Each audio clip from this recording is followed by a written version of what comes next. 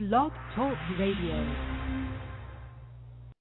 Well, good evening, good afternoon, good morning to you and yours, wherever you are on the World Wide Web. You are listening to Let's Talk, brought to you by the Men Empowered Radio Show on the Blog Talk Radio Network at blogtalkradio.com. My name is Brother Malachi. I am your host and founder of the Men Empowered Organization. It is April the 28th, 2013, and yes, I am very late for my own show, and I do apologize. But we're going to go ahead and get started. We've had some much rain right here in the Pine Belt area of Laurel and Hattiesburg, Mississippi, but we are here. We are bringing you the Book of Jasher. We're going to go back to chapter 26 and do a comparison of what's in Genesis. So we're going to go ahead and get started after momentarily bringing you a clip from one of our artists right here on Let's Talk. Gonna be bringing you Winston Mukasa from the nation of Uganda. Haven't heard him in a long time, but we're gonna go ahead and play one of his tracks, Breathe in Me. If you'd like to join in on our show conversation while we are here live, you can hit us up at 347-205-9279. We are getting into Jasher chapter 26. Let me give you the comparison of the book of Jasher compared to the book of Genesis. To explain this much better, let me bring this out to you. In Genesis, you've got 50 chapters. In the book of Jasher, you have 90 chapters. Now, the book of Jasher is mentioned in Joshua chapter 10, verses 13.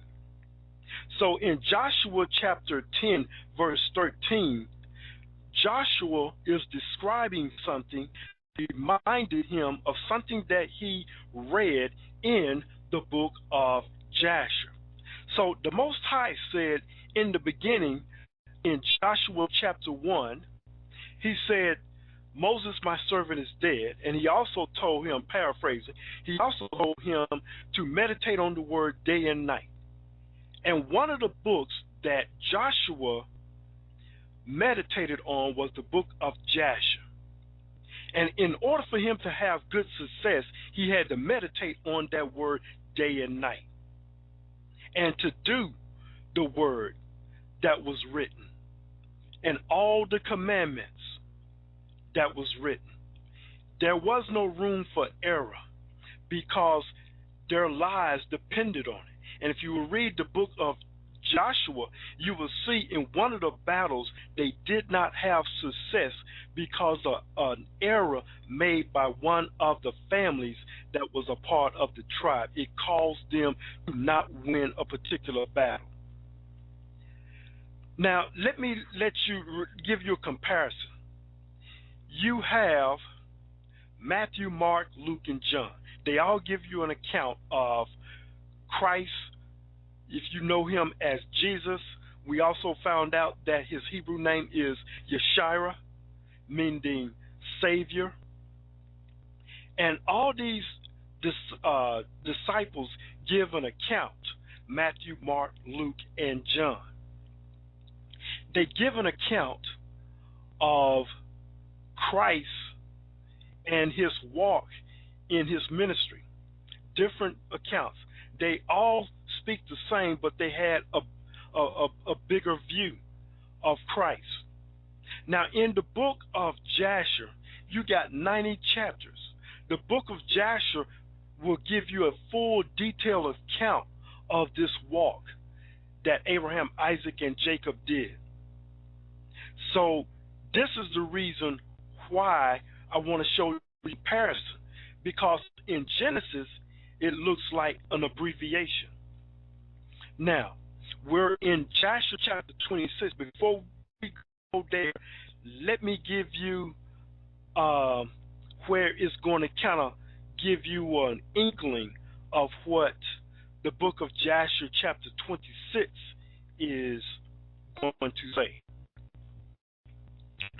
Now, I'm beginning at chapter 25 of Genesis to show you. Let's start at 19. I wasn't going to start at, but let's go ahead and start at number 19.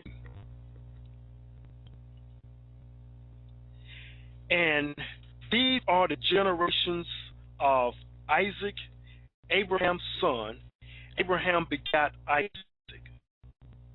Isaac, 8 years old, he took Rebekah to wife, the daughter of and the Syrian, the Padamara, the sister to the verse 21. Isaac entreated the Lord for his wife because she was barren, and the Lord was intrigued of him, and Rebekah his wife conceived. Verse 22, and the children struck together within her, and she said, if it be so, why am I thus? And she went to inquire of the Most High. 23, and the Most High said unto her, 2 nations are in thy womb, and 2 manner of people shall be separated from thy bowels. And the one people shall be stronger than the other, and the elder shall serve the younger. And when her days to be delivered were fulfilled, behold, there were twins in her womb. Verse 25, and first came out all like a hairy goat, and they called his name Esau. After that came his brother out, and his hand took hold of Esau's heel, and his name was called Jacob. And Isaac was 80 years old when she bare them. Verse 27, and the boys grew, and Esau was a cunning hunter, a man of the field, and Jacob was a plain man, dwelling in tents. And verse 28, and Isaac loved Esau because he did eat of his venison, and you know that is meat. Rebekah loved Jacob, and Jacob sowed pottage, and Esau came from the field, and he was faint. And Esau said to Jacob, feed me, I pray thee, with that same red pottage, for I am faint. Therefore was his name called Edom. And Jacob, sell me this day thy birthright. Verse 32, Esau, behold, I am at the point to die, and what profit shall this birthright do to me? And Jacob said, swear to me this day. And he sware unto him, and he sold his birthright unto Jacob. Then Jacob gave Esau bread and pottage of lentil, and he did eat and drink, and rose up and went his way. Thus Esau despised his birthright. Okay, now this right here is very, very short. It talks about Rebekah wanting to have children, but very, very short. Now look at the difference between Jasher. We're going to read Jasher and look at the difference. And in the 59th year of the life of Isaac, the son of Abraham, Rebekah, his wife, was still barren in those days. And Rebekah said to Isaac, I have heard that thy mother Sarah was barren in her days until my Lord Abraham. So this is letting you know that Rebekah knew the story of her in-law. Father prayed for her, and she conceived by him. Verse 3. Now therefore stand up, pray thou also to God, and he will hear thy prayer and remember us through his mercies. Verse 4, and Isaac answered his wife Rebekah, saying, Abraham has already for me to the Most High to multiply his seed. Now therefore this barrenness must proceed us. Verse 5, and Rebekah said unto him, but arise now thou also and pray, that the Most High may hear thy prayer, me children. And Isaac hearkened the words of his wife. And Isaac and his wife rose up and went to the land of Moriah to eat and to seek the Most High. And when they had reached that place, Isaac stood up and prayed to the Most High on account of his wife, because she bare. Okay, verse 6, and Isaac said, O Lord, Most High of heaven and earth, goodness and mercies fill the earth.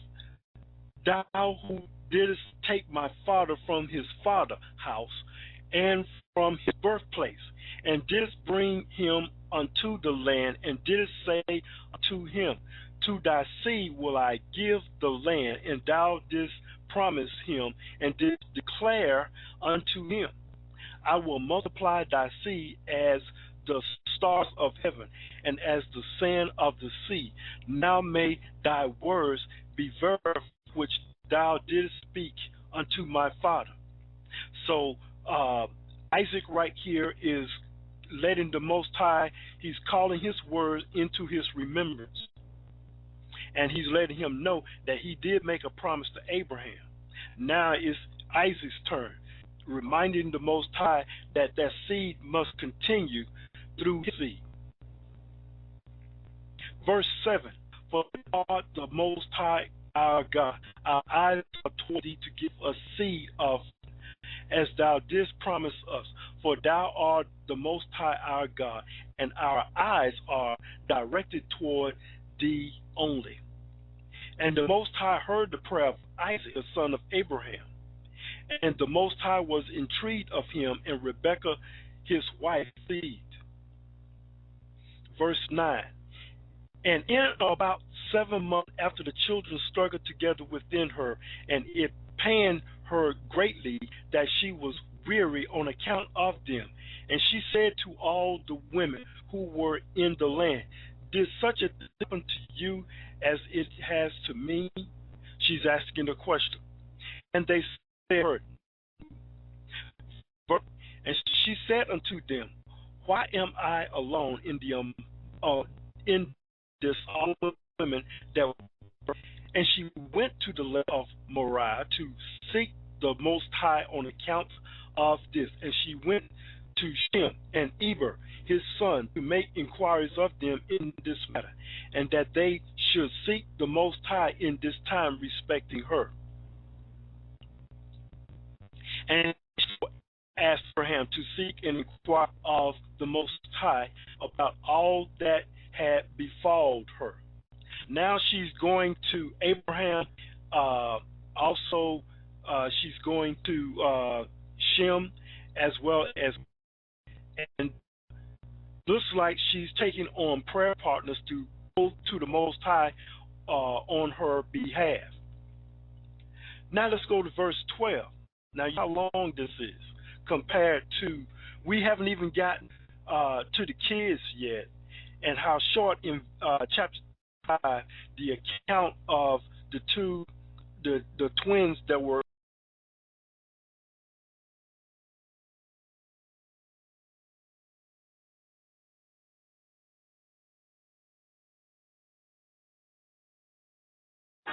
read it.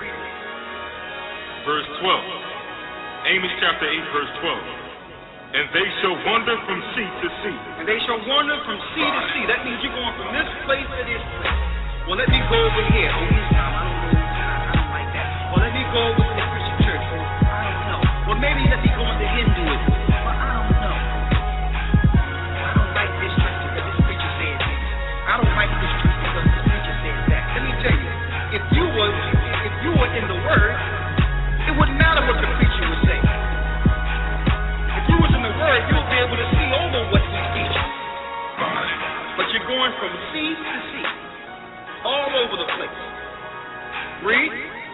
Amos chapter 8, verse 12. And they shall wander from sea to sea, and from the north even to the east. Okay. They shall run to and fro to seek the word of the Most High, and shall not find it. You're going to wish one day you was able to sit in your cushy house and cut on your computer and see the word of the Most High. You're going to long for that time. You're going to wish you had that opportunity. Soon reading the Bible is going to be against the law of the earth. Soon. They're moving everyone into a new age movement. And the only thing you can believe in is yourself. And you are being programmed. That's going to be the belief system. Yourself. That's the new age movement. How grim and dark the government of this earth is.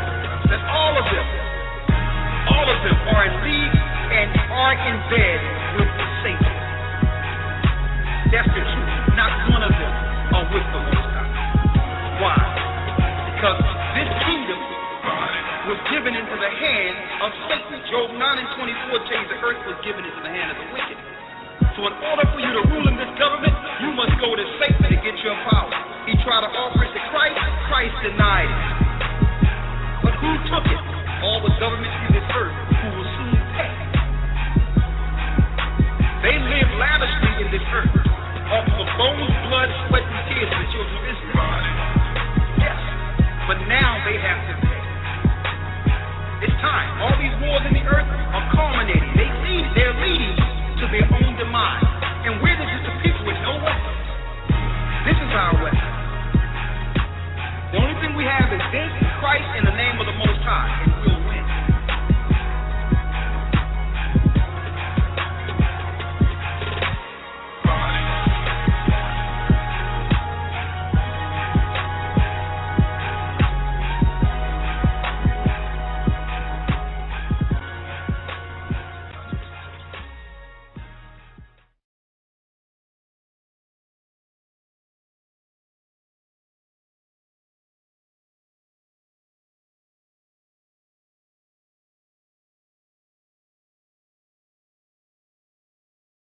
Shalom, this is Malachi, founder of the Men Empowered Organization.